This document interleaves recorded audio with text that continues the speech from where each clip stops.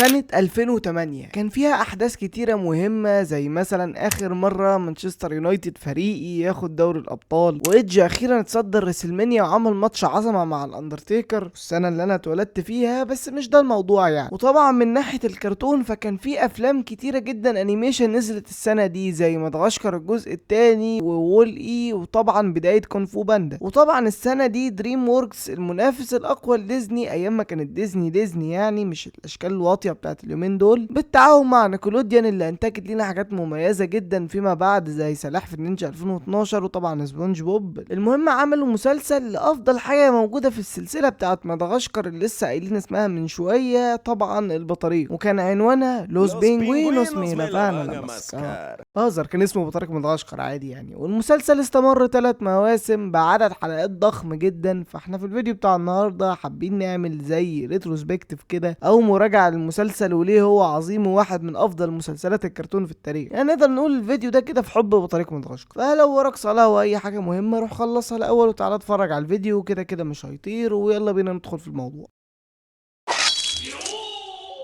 طيب خلينا بقى نمسك الشخصيات واحد واحد. عندك طبعا الشخصيات الرئيسية واللي هم البطاريق نفسهم. عندك القائد واللي هو سكيبر، قائد عنيد ودماغه ناشفة، وهو يعني الكل في الكل في البطاريق. ريكو جهز لي المنشار.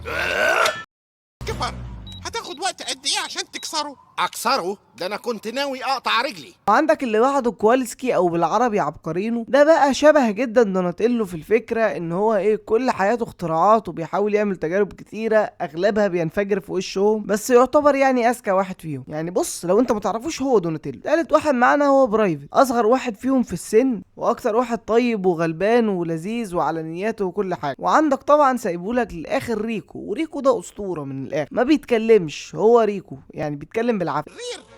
ايه بتقول ايه؟ بعرفك بقى انا حل مشاكل. مسموح بالمهمه. ريكو هو المختل اللي فيهم اللي ما بيعرفش يتكلم غير بالعافيه وبيطلع اسلحه من بطنه، وبص جامد جدا، ولما بيتكلم بيضحك. هو بصراحه البطريق المفضل بالنسبه لي فيهم، جامد جدا. من الحاجات القليله اللي بتتعمل في الكرتون بتكون المفروض بتضحك وتضحك فعلا، يعني دمه خفيف بجد. وعندك على الناحيه التانية بقى الليمور. عندك طبعا اكبرهم اللي هو جوليان، واللي هو الملك بتاع القرود وشايف نفسه حاجه كبيره جدا بس هو غبي. وعندك بقى موريس، ده التابع بتاعه، موجود معاه كده بس بيتكلم بيعمل كل حاجه، بس هو بقى مش طايقه قوي في نفس الوقت تابع برضه عادي. وعندك مورت بقى، ده تابع تماما، اللي هو ما عندوش شخصيه، ما عندوش اي حاجه، كاركتر لذيذ يعني، لكن عنده مشكله زباله جدا مش هتكلم عنها في الفيديو بصراحه، بس اللي هو واحد اتفرج على المسلسل فعارفها ومستسخفها اكيد. وعندك كمان مارلين، ودي ما كانتش موجوده في الافلام، دي اتضافت في المسلسل، وهي قندس عايشه معاهم يعني في حديقه الحيوان اللي هم فيها. بس تقريبا دول الشخصيات الرئيسيه يعني المهمه. عندك اشرار ساعات بيظهروا زي دكتور بلو هول وغيره، بس يعني انا بكلمك على الاساسيين اللي بيظهروا كل حلقه. طيب تعالى بقى نتكلم على الاحداث بتاعت الحلقات ماشيه ازاي. المفروض البطاريق مع كل الناس اللي احنا قلناهم دول عايشين في السنترال بارك زو، اللي هي اساسا الحديقه بتاعتنا من الافلام يعني. ونشوف بقى البطاريق هم عاملين مخبأ سري طول المسلسل وبيتعاملوا بيه كل عملياتهم واحداثهم. مواقف بقى مع الشخصيات اللي في الحديقه، ناس تيجي ناس تروح، بس اغلب مواضيع الحلقات، وبغض النظر دي حاجه كويسه او وحشه، بس البطاريق بيعملوا حاجه جامده جدا. بيخترع مثلا عبقرينو بيخترع حاجه فجوليان يتضايق منها فيعوز يخش في الموضوع فيبوظه تماما، فالمشكله تتحل، بس الخراب ده يجي على شخص تاني في اخر مشهد مثلا. يعني الحوار ده اتكرر 900,000 مره في المسلسل، بس هو مواضيعه بسيطه خفيفه ما فيهاش اي مشاكل. هو بس ساعات جوليان بيبقى دخوله في المواقف يعني بيبقى اوفر شويه، وتحس ان هو ملوش لازمه في الموقف، ساعات بتبوخ، بس يعني مش اكبر مشكله، لا يعني حاجه بسيطه يعني مش للدرجه. لو جينا نحصر عيوب المسلسل كده بشكل مختصر، فانت عندك مثلا زي ما قلت لك دلوقتي مشكله جوليان دي، ان هو بيتدخل زياده عن اللزوم، وان الحلقات مواضيعها ساعات بتبقى شبه بعض بشكل كبير جدا، وطبعا مشكله مورت الزباله دي. طيب بقى نيجي للمميزات والحاجات الحلوه اللي في المسلسل. طبعا اول حاجه هنتكلم عنها هو الدوبلاج الرائع الجامد جدا للمسلسل ده. مسلسل متدبلج من نيو برودكشنز اللي هم بتوع ام بي سي 3 اللي عملوا سلاحف النينجا وسبونج بوب وكل الكلام ده. عندك سكيبر مع حفظ الالقاب للجميع خالد العيسوي واللي هو سبونج بوب يعني. عندك كوالسكي او عبقرينو عامله طبعا هاني عبد الحي ليوناردو سلاحف النينجا. عندك برايفت عامله عادل خلف، واللي هو يعني مش محتاج شرح انت اكيد عارف مين عادل خلف اللي هو شفيق، يعني عامل 900 الف دور، طبعا اسطوره كبيره جدا في الدوبلاج. واخيرا ريكو ابراهيم غريب جامد جدا، والليمور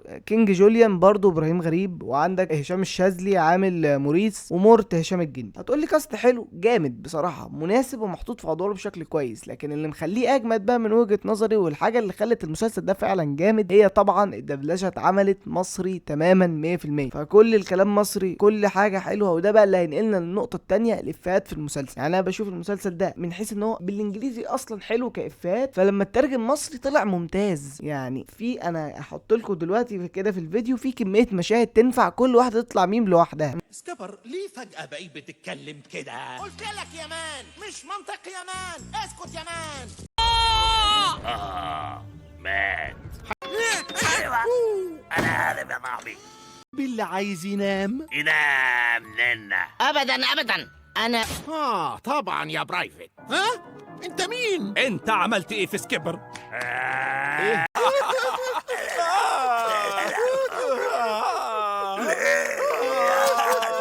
بص هنا بص هنا يا اخي، بص بقى. عايز جزمه. وكمان الأغرب من كده لقينا سمكة صاحية بتلعب في بنطلون واحد من الحرامية. انا ما عملتش حاجه. المسلسل بجد دمه خفيف جدا، ومن احسن التجارب اللي هتشوفها بصراحه في المسلسلات الكوميدي في الكرتون. بس طبعا لازم تبقى فاهم المسلسل ده ما فيهوش اي قصه، يعني نادرا ما بيكون فيه مغزى. يعني عايز تتفرج على حاجه كده لذيذه، ده طبعا هيبقى اختيار مناسب. وعلى العموم انا عاجبني جدا اختيار الناس اللي عامله الادوار مناسب مع بعضيهم كده، عاملين كيمياء ممتازه. يعني عايز اقول لكم ان انا تقريبا من شهرين او يمكن اقل قررت ان انا اتفرج على المسلسل كده، اشوف لي كام حلقه، ومن اسبوع مثلا خلصته تماما، اللي هو قفلت الحلقات كلها وهي فوق ال 150 حلقه مثلا. ولا بصراحه جامد ومسلي جدا. وعارف هو اقرب حاجه لو انت شفته زمان طبعا المسلسل بتاع تيمون وبومبا، مش الفيلم، لا المسلسل، لان هما كانوا ايه، شخصيات هزليه، الاحداث كلها هزليه ومش منطقيه زي المسلسل ده بالظبط. كل حاجه فيها هزليه، بمعنى كل حاجه فيها هزليه، مفيش اي حاجه متاخده بشكل جد. يعني على عكس مثلا سلاحف النينجا، هو متاخد على انه حاجه جد. انا عارف طبعا ان هو مش جد 100%، بس مقارنه بده لا طبعا جد. بس مش لازم يكون كل مسلسل جد، لازم ايه حاجات كده دمها خفيف، خصوصا لما يكون مصري 100%. ده اللي مخليه جامد قوي الصراحه في حته تانية. وطبعا انا ما كلمتكش كل ده على ديزاينات الشخصيات. بص هي متاخده من الفيلم انا فاهم، بس معمول لها يعني ايه تخفيف كده عشان ايه تمشي مع المسلسل، فما يبقاش تقيل يعني وكده. بس هي ديزاينات البطاريق عامه جميله جدا. اكتر واحد بيعجبني فيهم كشكل برايفت، طبعا شكلهم مظبوط يعني فاهم. فلو انت بقالك كتير قوي ما اتفرجتش على المسلسل ده، انصحك بشده انك تتفرج عليه وهيعجبك. وممكن بقى نديله تقييم بعد كل الليله دي. لا بصراحه رغم انه فيه عيوب، اهو فيه عيوب، بس انا اشوفه 10 من 10 برضه. واللي عنده مشكله معايا يقول لي في التعليقات رايه، وايه رايك في الفيديو ده، وحابب تشوف فيديو من النوعيات دي ولا ايه الدنيا. لاني كده كده ناوي اجهز فيديوهات كتيره جدا عشان داخل على ثانويه عامه، واقعد اعمل فيديوهات كده احوشها وينزلوا وقت ما انا اكون غايب. فهتبقى حاجه مريبه جدا، تبقى انت مثلا في شهر واحد وقاعد بتسمعني بتكلم مثلا من 6 7 شهور، حاجه مريبه جدا. فشكرا لو انت كملت الفيديو لحد دلوقتي، وبس سلام. Los pingüinos me la van a la mascar. Kawasaki, Kago, Kriko, Stripper.